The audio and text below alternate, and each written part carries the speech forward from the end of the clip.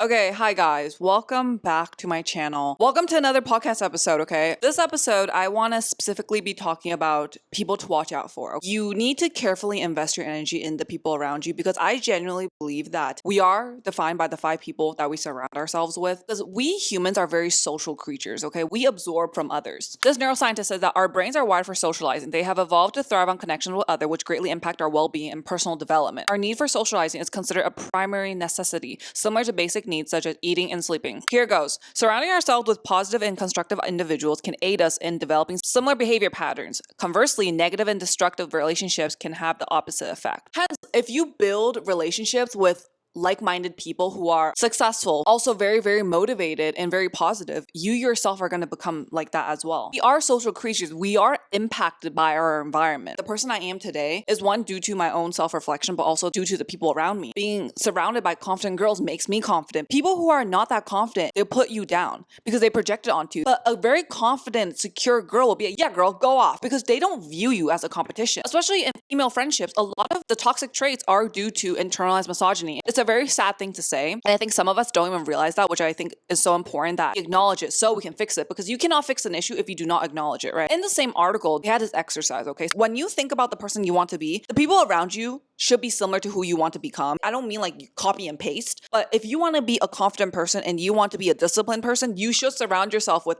confident and disciplined people. Because if you do the opposite of that, it's very hard to grow in that environment. A plant cannot survive in dry soil, okay? And you don't blame the plant, you blame the environment. I'm very careful with who I spend my time with because I like to spend time with people who I admire. They have qualities that I aspire to have or qualities that I like. You really look at the people around you, like, do they have these traits or are they just pulling you down? And this really makes you think, because sometimes we're just friends with people due to certain contacts, out of necessity, or been friends with them for a very long time. So sometimes you don't even realize why you're friends with them anymore, especially if they are bringing negativity into your life. They're actually being very toxic. It's very appropriate to start thinking about, do I actually want this person in my life? When you're a friend for someone for so long, you're more honoring the history that you guys had rather than what is actually present. The past stays in the past. You gotta see what's in front of you. And a lot of us, once again, like I said before, believe in potential then results, and that's not a good thing. Potential die. You need to be realistic here. These questions are just very straightforward. You just need to ask yourself, like, how do you feel about this? Some of you guys are very nice. You tend to make excuses for others. Your friends should be loving and supportive and not judge you. And a lot of you guys are like, oh, is my friend toxic? Let me just answer all of this right now, okay? First of all, let's define what exactly is a toxic person. These individuals thrive on creating drama, spreading negativity, and draining the energy and happiness of those around them. Let me tell you something. Things are not always black and white. A harsh pill I had to swallow in life is that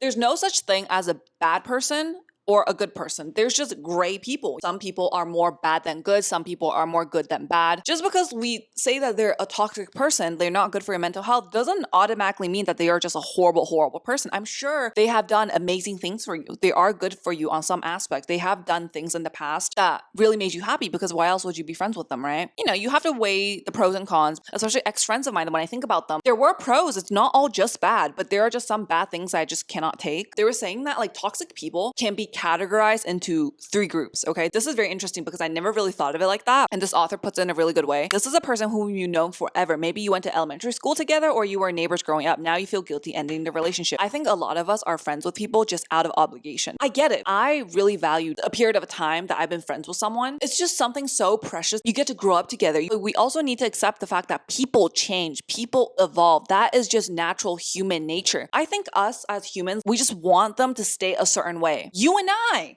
change. You can evolve in a bad way or a good way. Who knows? This is a person who comes as a package with someone else in your life, and you feel guilty because you don't want to put your person in an awkward position. You're just friends with this person because they're friends with one of your mutuals, right? Which is why for me, I don't really like to be part of friend groups. I had my experience of being in friend groups. They can get very, very messy. Once you're not good with one person, you kind of have to just deal with the entire friend group. It just causes a lot of drama for me. I'd rather be friends with people one-on-one. Sometimes, you know, that's just how life works. You're good with your mutual, but you don't really like your mutual's friend, and that's fine. I think that people need to not take offense to the fact that I don't want to be your friend. Please don't take offense to that. It doesn't mean that you're a bad person. It just means that we're not gonna vibe, and that's okay. I'm not everyone's cup of tea. Not everyone wants to be friends with me, and that's fine. Everyone has their preferences, and I respect that because I have my own preferences for friends. Yeah, maybe if I really want to be friends with you, and you don't want to be friends with me, I'll be a little hurt, but it's cool. I get it. This is a person who you see all the time in a specific area of your life. You feel guilty brushing them off because you see them all the time, especially in work environments. Oh my God, if I cut them off, I'm literally going to see them again. And yes, you might, and it'll be a little awkward, which is why sometimes you have to distance them off. You can't make it very, very fucking awkward. You can't be, I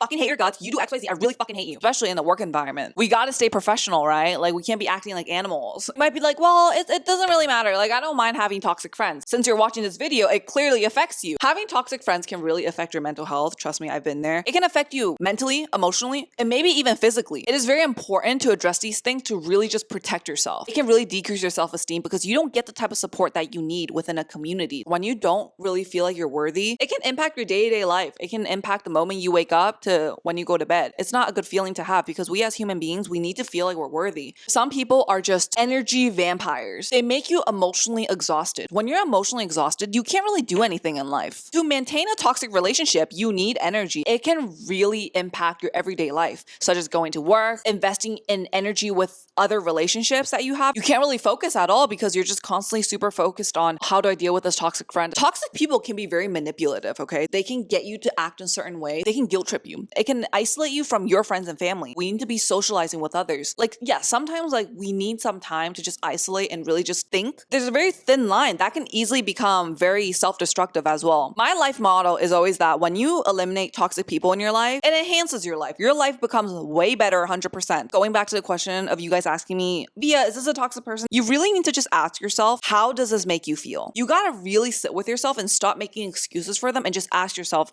does this make me feel like shit? In the article, they included some questions that you could ask yourself. They ignore your needs and don't hear a no. Something I think that happens a lot in my friendships can be competition, because we live in a patriarchal society and men love pitting women against each other because that itself maintains a patriarchal society. So based off Google, it says that a patriarchal society is a social system where men hold primary power and are dominant in positions of authority, politics, economics, and culture, often leading to gender equality and disparities. So it keeps men in power when women hate each other. Back then, when I was like very uninformed, I used to think this was a compliment too. When a man told me that I wasn't like other women, I viewed this not only as a compliment, but also affirmation that other women were part of a circle that I was distinctly detached from. In many ways, I longed to belong, but patriarchal conditioning had created a sense of conflict within me, and I didn't trust a company of other women to be a safe place. Like, I'm not like other girls. Like, I'm so different. Pick me behavior. You might be like, what exactly is pick me girls? This term I think started trending on TikTok and Instagram recently as a girl who goes out of their way to impress boys and make them seem like they're not like other girls. Pick me girls are prime examples of teens who have lived under the influence of gender norms and ended up putting down other girls in order to get attention of others. And that's really sad. There's just like these vague, stupid social expectations that are created by men. Girls adapt to it. They also view other women as emotional, manipulative, weak, or unintelligent, which is how some men view women. And when women view other women like that, how do you build a long-lasting friendship? Actor Constance Wu said that the media pits women against one another because it helps the patriarchy stay in power. Really think about that. Why do you hate other women? Oh, because men hate other women. Girls are competing with one another to impress men, constantly one-upping. Like, you tell them, like, I just ran, like, I don't know, 1 kilometer. And then this girl's like, oh my God, I ran 1 fucking marathon. Why can't you just celebrate their success? Because when you do that, the friendship's gonna get ruined. And this friend of yours that you're constantly competing with, she's gonna just celebrate her success quietly. She's never gonna tell you. For a friendship to grow, you need to be happy for other people's success. The concept of just viewing other girls as weak and inferior to be with the bros, it really distances yourself off from other women. It's just so sad because I think that woman friendships is such a beautiful, beautiful thing. For me, it truly taught me how to love. It's truly a privilege to be able to be so invested emotionally in such a deep, loving way. I think as a society, we like to criticize womanhood. It goes against fucking misogyny, right? When they see women bind together, men don't like that. They're like, you need men. Like, the only relationship you should be valuing is a romantic relationship. Fuck that. Some girls like to be friends with guys because they're less drama. There's 3 billion other women on this earth. What makes you think that all of them are just equally alike? Like, you saying that just fuels the societal view of women being like weak and inferior. And like, you viewing yourself like not like other girls, it's internalized misogyny, babe. You hate other women even though you yourself are a woman. Hold on, let me define misogyny for you guys in case you guys don't know what it means.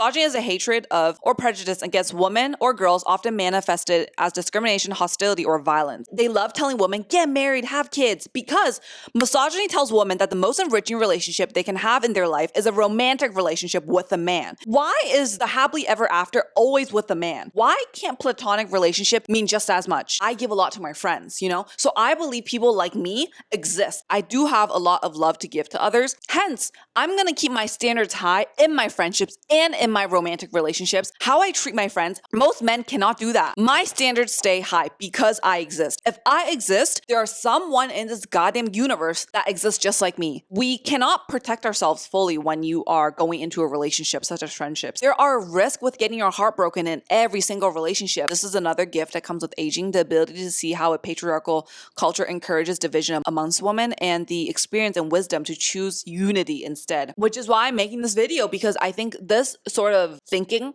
you realize it when you get older, which is something that I am also guilty of because I had internalized misogyny when I was in high school. I lacked self-confidence. I was not secure with myself. I was envious of others because I was not investing in myself. And I also did not know what internalized misogyny is until I grew older, and I'm like, shit, I am part of the problem now. If I go on and on forever, this video might end up being like hours long, but one of them is just that confidence. I like girls who are confident in themselves because that is a trait I admire in others, and I like to be confident myself. So of course I'm not going to be friends with people who are extremely self-defeating. I get it, like we're not all always confident. That is just normal, but I want to be with friends who are trying to be more confident. They may not be putting you down. That sort of negative energy, it's not good energy to have. There are also those people who are self-defeating and they project it onto you. Especially if you're confident, they will not be supportive of your confidence, because when you're up here and they're here, misery loves company. They'll drag you down with them. You can see it to how they comment about other girls. Oh, why is she wearing that? That looks so bad on her. It's because you are so insecure with yourself.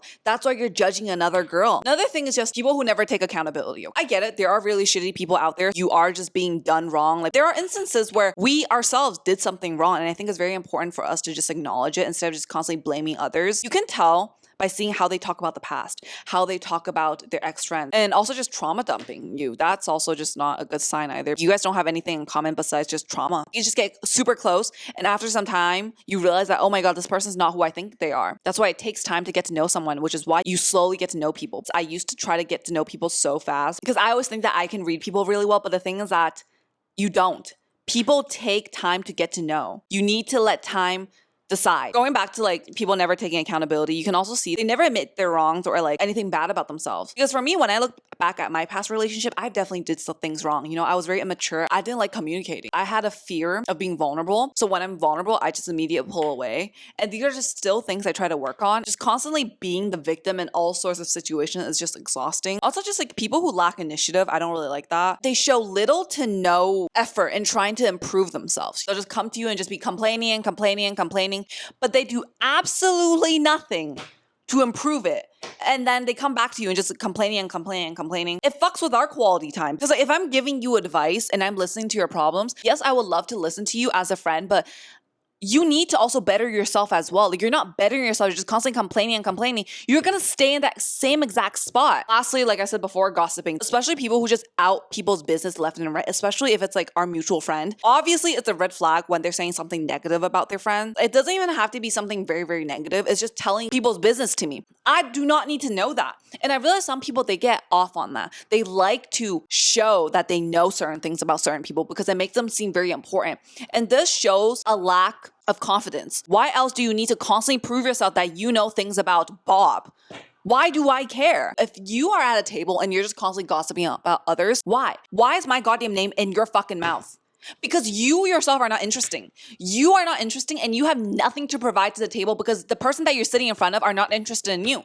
But for some reason, they're very interested in me, so you bring my name into the conversation. It's just so sad that you use the sense of trust that you have with your friends, just like throwing out there. Some people, they don't even do it with ill intentions, and I get it. Some people care about their friends and they just want to bring them into the conversation, which is fine. But you really need to be careful about how you talk about these people. These days, when I see someone just gossips 24/7, out. You're fucking out. I do not want to be friends with you. If somebody asks you about, oh, you know about Bob? Why can't you just keep your mouth shut about Bob? Why do you need to show off your knowledge? Is it that hard? I think it's human decency. You know all the information about others. It's so fucking pathetic. Why can't you just pretend that you don't know? It pisses me off because I met too many people that are like this, and it made me drop a lot of friendships. These people I do not feel emotionally safe to be around with because default thing is that we should always be communicative to others, okay? There is a but. You need to decide whether these people are emotionally safe for you to communicate. My hot take is that you should not be communicative to people who are narcissists and also live off of drama, okay? Because some people, they like to see you get your hands dirty. You tell them about your vulnerabilities and want to make it into a big deal, and they might not even take accountability. You know it in your gut that the moment you confront these people,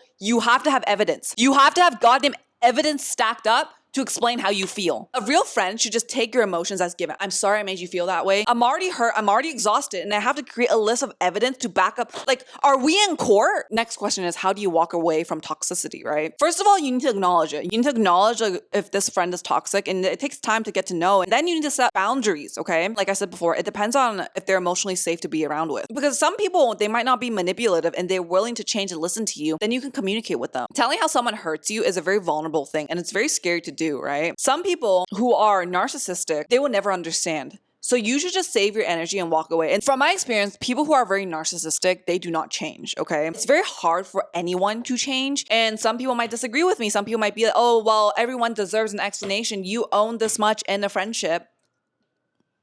Some people are abusive. You slowly decrease contact. This isn't about if a friend did something wrong, okay? This is about a person's personality. If they did something wrong, you just tell them. They can fix that. But if there's something wrong with them as a person, it's so hard to bring that up being like, you're a bad person. Some people cannot be reasoned with. You yourself in your guts just know it. Breaking off a toxic friend, it's very hard because at the end of the day, y'all were friends. There was a friendship. Yes, support and talk to others. I don't mean like gossiping about others because I think there's a big difference about talking about someone versus gossiping. Because if someone deeply affects you and made you feel negative about yourself, I think that's not gossiping. You're just telling them because you need an outlet. But gossiping is just like you're talking about something that didn't even affect you. You just want to talk about it just to air out people's business. And again, when you cut off someone, you also have to be decisive and clear because you don't want to be wishy-washy. It'll be confusing for the other person. You have less contact with them and suddenly you jump out of nowhere and start talking to them. I get it. Like maybe you need some time to think. You need to be a decent human being. If you're going to go low contact, go low contact. I think with any toxic friendship, it takes a lot of healing. Really just need to reflect on the experience. You learn about your own preferences in friendships and you also learn more about yourself as a person. Look at the patterns in the friendship that you may want to avoid in the future as well. Also, it's very important to just reconnect with yourself, like learn about your own needs, learn what you like, and really put yourself first. So just invest in your hobbies, do whatever you want. This can really build on your own self-identity, give you the confidence boost that you need. Now that we have gotten rid of the negativity and the toxic people, invest that energy into the people who are worth it. Invest in friends and family who support you and uplift you because those are the people that are going to stick by you when things get rough. I'm always an advocate for journaling. So a lot of us run away from our thoughts and that's very bad. So when you journal things out, you come face to face to your struggles. Can I fix the toxic relationship? You can fix a toxic relationship, but like with every relationship, it takes open communication. It takes time, it takes effort, it can be emotionally draining. From my experience, people don't change that often. Everyone is flawed. You just need to see if this is a flaw you're ready to deal with. You need to differentiate between two things. Did they do something wrong? Because usually when it's just something that, an action that was bad, that can be fixed. But if it's something in their core, entangled with their personality, I think this is very hard because I think there's a very thin line. When someone did something that upsets me, I will communicate that. And usually that is fixed. Your personalities just don't mesh. That itself is harder to change. With every sort of relationship, it goes two ways. If only one person is willing to put in the energy to fix the friendship, it most likely won't be fixed because it's not fair for one person to just be constantly fixing and changing themselves. It's also very possible for both of you guys to become a better version of yourself in a relationship. But also make sure that you're not becoming someone you don't even fucking recognize in a bad way, okay? The next question is, how can I attract healthier relationships in the future then? You need to first define what does a healthy relationship even mean to you? Like we went through some bad relationships already, right? So you need to be like, what is something that I just do not accept and what are some things that I do want. So you need to start with a sense of self-awareness about yourself and what you like. It takes going through bad relationships and good relationships. Boundaries are so important. You're okay with certain things, you're not okay with certain things, and you communicate it to others. They take it or they leave it. Again, some of the hardest pill for me to swallow is just that some friends are not bad, you're just not compatible. You're just not compatible on certain levels, and that's fine. Because we all have our own preferences in friends, because once again, our time and energy is limited. We should choose the people we want wisely. I personally think that you can only have really deep quality friendships with 5 people, or give and take, whatever. Engage in certain interests, because that itself leads you to like-minded people. Personally, for me, I get along with people who think similar to me. I don't want someone to be exactly the same as me. Like, our core values are similar. You yourself need to have the qualities that you like in order to attract these people. Like, if you want to become someone who's confident, who's open-minded, you yourself need to be confident, open-minded. Confidence doesn't come like this. It takes time. Like, these micro steps that you don't even realize. I'm a strong believer that if you can think it, you can become it. But you yourself need to really believe it. I have people around me that don't really believe it. They don't believe that they can become what they want. But that's the obstacle. If you do not believe it, you are not going to become it. But if you believe it,